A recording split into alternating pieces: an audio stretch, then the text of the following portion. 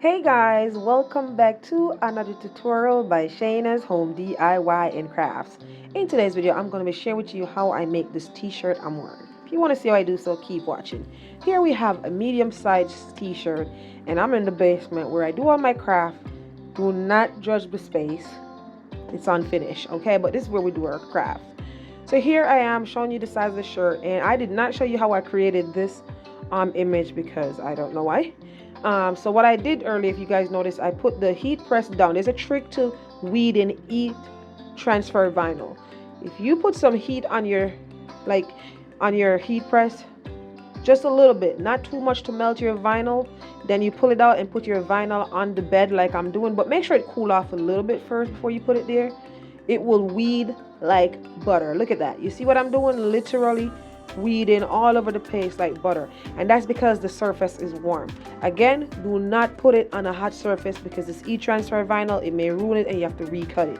But once you warm up that bed, put your let it cool off a little, put your transfer there, it weeds off like butter.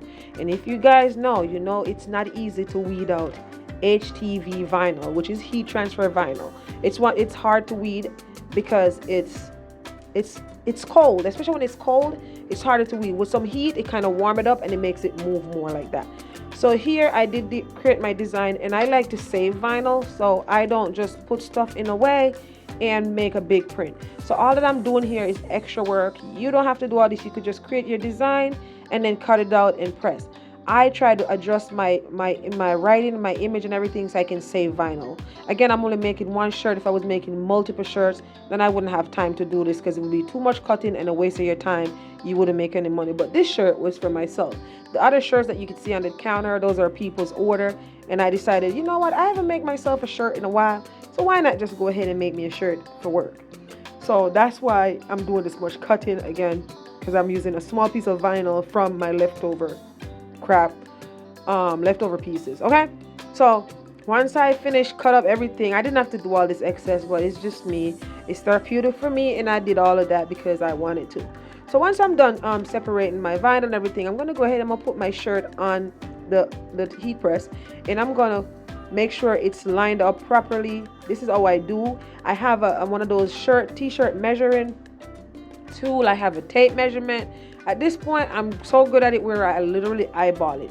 And once you line up your shirt right on the heat press, you're good. You want to make sure the shirt line up properly. You don't want one side to be hanging over more than the other side, because then that's when your design will be lean, like put on uneven or lean. So here we go. We're putting the shirt under here. We're setting that heat press down, and just to warm up this surface to make sure everything looks good. We don't have any wrinkles or transfer goes on the shirt properly.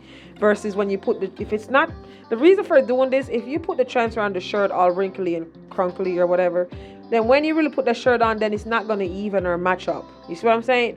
So once you press that out, it comes out nice and straight, so you get a nice level surface to work with, and that's what's going on. I also like to use a lint roller to roll off any debris, so this way I don't have, once my vinyl pressed, then I have a piece of a hair or a dog fur or whatever, cat fur, whatever. I don't have any cats or not, but I have a dog, and she's hyperallergic, so she doesn't shed anyways. But just saying, okay? Any kind of debris, like down here I use glitter, I use all kind of stuff, so things get on these things because I use so much different type of crap down here. So here I am. I'm using a regular measuring tape, tailor and measuring tape, and I'm just going to measure to make sure, since I cut up all these, and I'm doing this for video purpose. Usually I just eyeball it and put it on.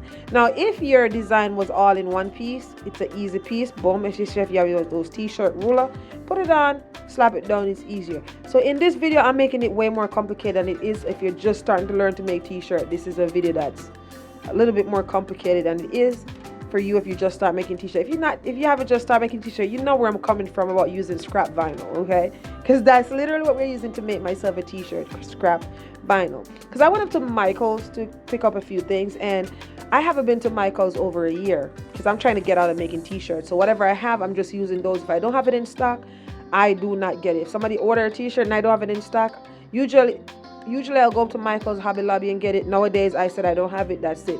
So I have this color for this color. If you want, fine, but if you don't, fine too. But it's been working out where I'm being able to sell more of my what do they call this, my inventory, because if somebody said they need a blue shirt, I said I don't have this blue, but I have green, I have white, I have pink, or I have this shade of blue, and they'll go with it if it's something they really need. Other than that, people can buy their shirt and bring it, but I prefer not to, because if I screw up that shirt, I ain't buying it back, and you can't tell people that. So I prefer use my shirt, because I know if I screw up this one shirt by accident, I have more those other shirts. I only really make one person shirt that bring their shirt to me. And the last time he brought his shirt, one of them got screwed up.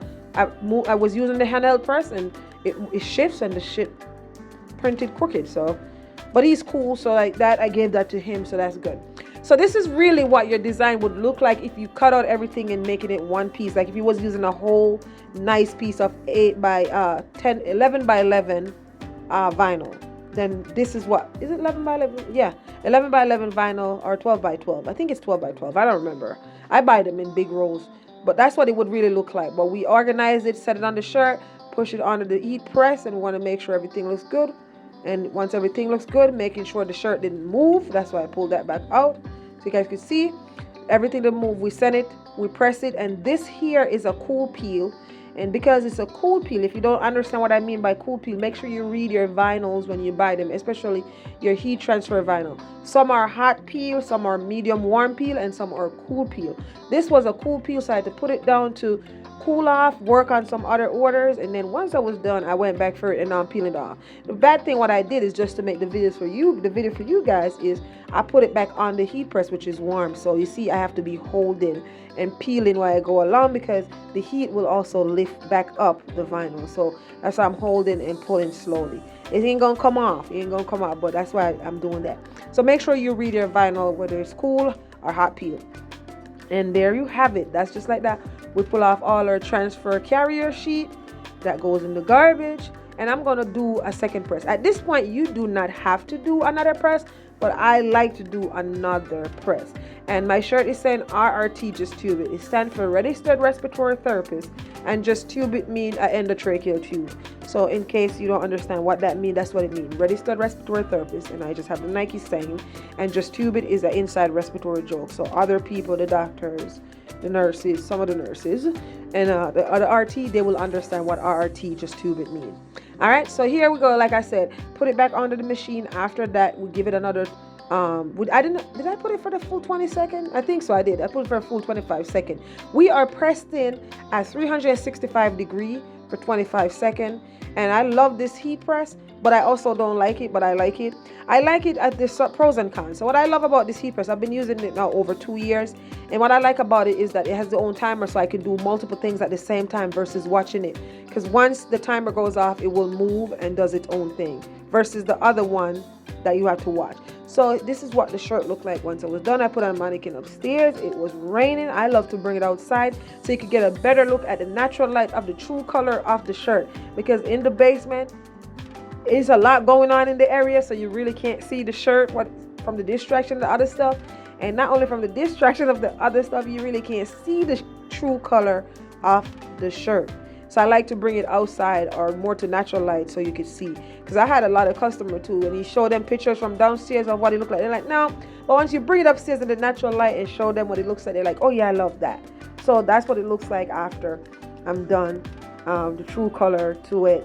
And once it got warm up, of course, and it stopped raining, of course, I have to bring it outside, because again, the natural light tells the true color of what the shirt looks like. And I'm absolutely loving it. I really love this shirt. I bought a pink and a green from Michael's because I felt like they never had that collection. It's like more neutral color. It's not that bright pink. Like they used to have that nice bright pink or a fuchsia pink. This is a different, like blush, neutral, like green, neutral, blush pink, and a neutral like tan along with this color. Definitely think I'm going to make more of this shirt. If you make it this far throughout the video, it's obviously that you like what you see here. So why don't you do me a favor and go ahead and hit that subscribe button, give this video a thumbs up, and type me a comment in the comment section. I love hearing from you guys, and each time you type me a comment, it encourages me to want to put another video out there. Also, go ahead and share this video out with your friends and family. This way they won't miss out. And it will also tell the YouTube algorithm that people are liking and engaging with this video, so we'll get more people in here to watch. If it's your first time here, my name is Shayna. On this channel, I do a lot of home DIY projects, different type of crafting. Guys, we officially hit 12K, and I want to thank you guys so much for your continuous love and support. Thank you guys for all my returning subscribers that are always here supporting me. And if you're new, I just want to say welcome to Shayna's Home DIY and Craft. We appreciate you. Now remember that you can do all things through Christ who strengthens you. Until next time, be blessed and bye for now.